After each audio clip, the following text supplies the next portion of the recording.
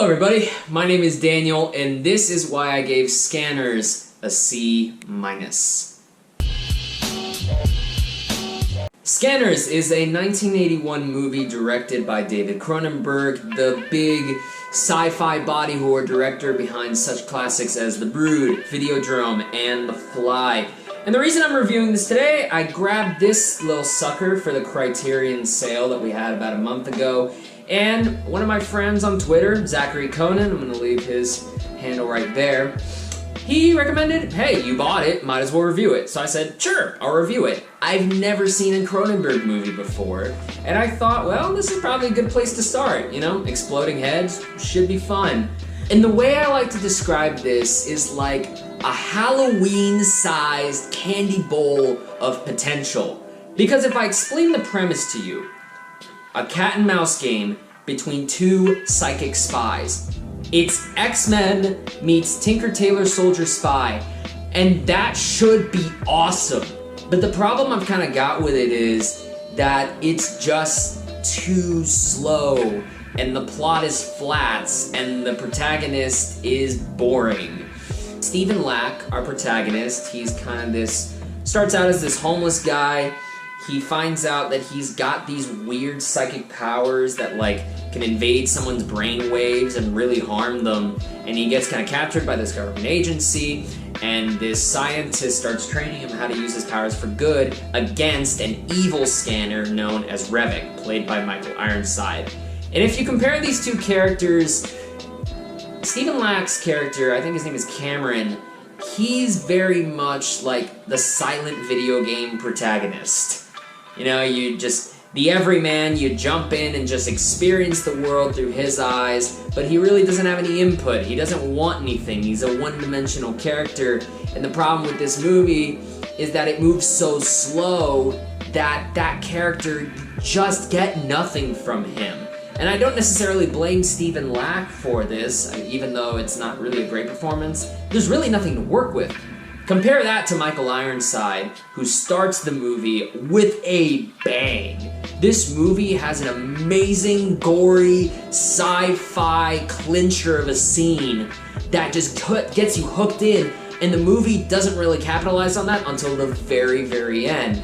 The beginning and the ending of this movie is kind of like dunking a saltine cracker in a mix of fudge sprinkles and marshmallow cream. It's everything I wanted, but the middle is just not there, and Michael Ironside is so slimy and creepy. It's very Jack Nicholson, The Shining kind of feel, except you feel like he's actually really in control of what he wants to do. And one of the big problems with the movie is that we don't see him that often. It may be just to kind of keep him in the shadows, maybe keep him as a looming presence, but damn, if Ironside's performance just doesn't make me want to follow this character and figure out where his brain is going. I mean, at least in the X-Men, Magneto and Professor X are compelling characters. This is like X-Men if Professor X were just nothing, and just an avatar for the audience, I guess. When I explain the plot as a video game, it very much feels like you get tossed into a location for the first level, you wander around, you find a clue, and that exact clue takes you exactly where you need to go. Rinse and repeat. It's very much like level 1, level 2, level 3, and you don't really have any ebb and flow for pacing. There's no real dramatic heft that comes from this.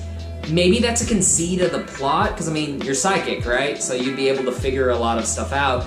But I don't know, I feel like if it's psychic versus psychic, what if the psychics have, red herrings you toss in there, or more mysterious ways to get around? I don't know, something. It just feels like this movie goes on in a dry, plodding manner, and it never really picks up until, like I mentioned, the end.